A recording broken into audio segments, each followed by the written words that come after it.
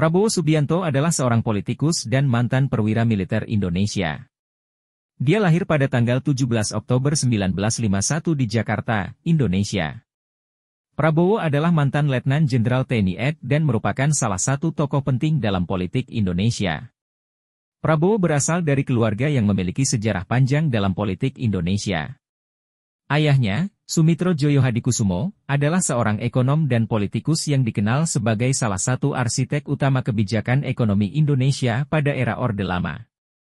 Prabowo sendiri memiliki karir militer yang panjang, di mana ia pernah menjabat sebagai Komandan Jenderal Komando Pasukan Khusus, Kopassus, dan Komandan Resimen Tindak Khusus Kostrad. Namun, ia pensiun dari militer pada tahun 1998. Setelah pensiun dari militer, Prabowo memasuki dunia politik. Dia pernah menjabat sebagai Menteri Kehutanan di bawah pemerintahan Presiden Soeharto.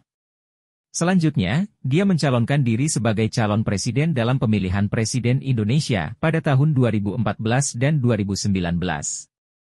Prabowo Subianto juga merupakan pendiri dan ketua dari Partai Gerakan Indonesia Raya, Gerindra, salah satu partai politik terbesar di Indonesia. Dia telah menjadi tokoh yang kontroversial dalam politik Indonesia, dengan pengikut setia sekaligus kritikus yang vokal terhadapnya. Pada tahun 2024 Prabowo mencalonkan diri kembali sebagai Presiden Indonesia. Prabowo menyatakan kemenangannya dalam pemilu pada tanggal 14 Februari, karena jajak pendapat tidak resmi awal menunjukkan bahwa ia unggul pada putaran pertama pemungutan suara. Pada 20 Maret, Komisi Pemilihan Umum mengumumkan hasil bahwa Prabowo memperoleh suara terbanyak dan pada 24 April, menyatakan dia sebagai Presiden terpilih Indonesia setelah melewati sidang perselisihan di Mahkamah Konstitusi. Sungguh kisah yang sangat penuh perjuangan dari Prabowo yang layak ditiru oleh kaum muda Indonesia, sifat yang pantang menyerah, sifat yang tetap berjuang sampai tercapai tujuan.